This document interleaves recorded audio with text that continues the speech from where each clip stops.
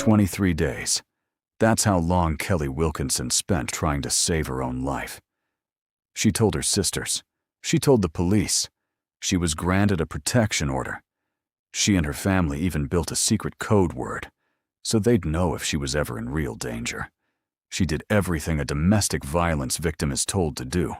And on April 20th, 2021, in the backyard of her own home on Australia's Gold Coast, none of it was enough. If you want to see exactly where the system had every chance to stop this, and didn't, subscribe now, because by the end of this video, you'll be counting the missed chances right alongside me. Kelly Lee Wilkinson was the third of 4 Wilkinson sisters, raised on the Gold Coast by parents Reg and Karen.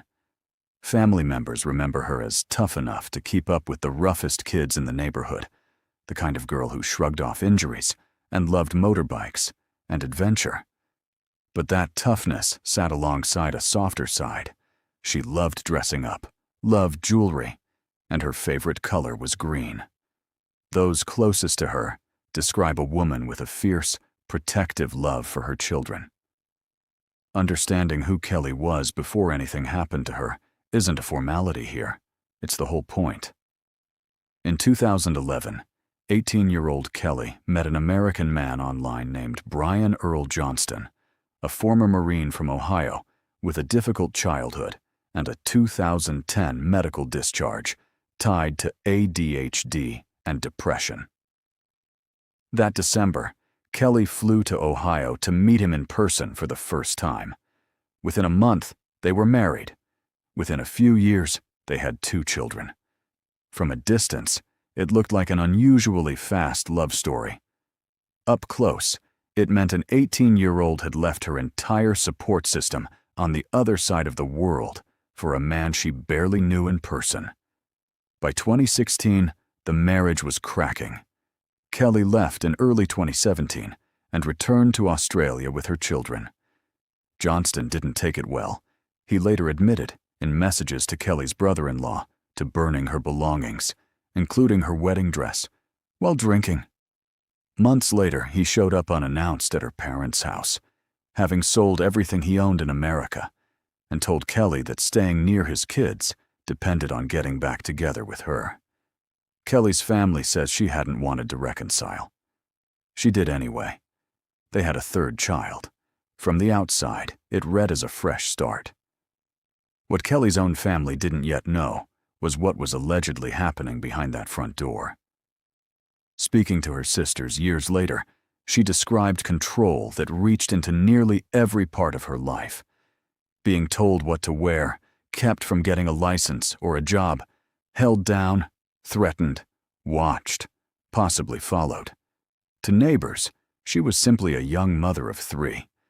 At home, it had quietly become, in her own words to her sisters, the most dangerous place she knew.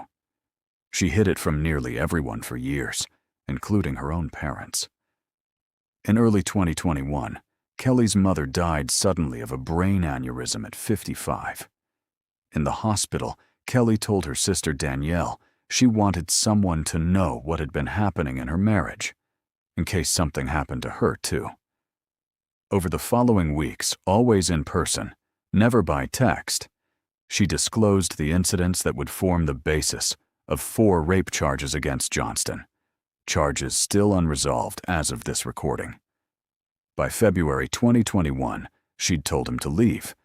If you're still with me at this point, drop 23 days in the comments, because that's exactly how long she had left.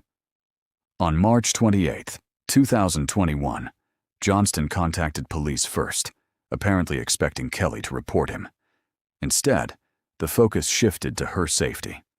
Within days, both the Domestic Violence Prevention Center and Queensland Police flagged her case as high risk, and a protection order was put in place, keeping Johnston at least 100 meters away. On paper, Kelly had every protection available to her. What happens next in this story isn't really about what Johnston did anymore. It's about how many people had the information needed to stop him, and what happened to that information instead. An officer reassessed Kelly as medium risk, not high. The reason surfaced later in testimony. His police tablet couldn't open the PDF containing her actual risk rating. On April 11th, Johnston was formally charged and granted station bail on the spot, against standard procedure.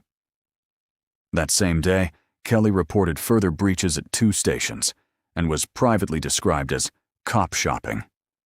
Days later, a police review found no problems with her handling. 4 days before her murder, she was told by an officer to give Johnston a break. No record of that visit exists. She never got to use her family's code word.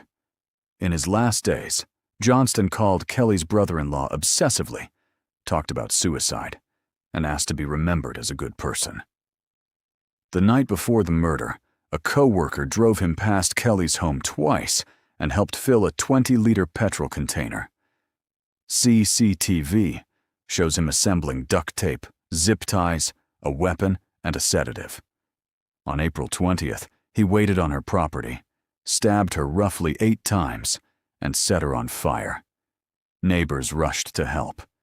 It was too late. Kelly died at the scene at 27, with her children on the property. Johnston pleaded guilty to murder in 2024 and received a mandatory life sentence. His co-worker, tried separately on the theory that he'd helped plan the killing, was acquitted after less than 6 hours of deliberation. The rape case against Johnston remains unresolved. In 2026, a coronial inquest into how police handled Kelly's case was adjourned after her family came forward with new information about that final, unrecorded station visit. And it's still open, with no findings released. Johnston's outstanding trial and the inquest's final ruling are both still to come. Subscribe now, so you're here when either one closes.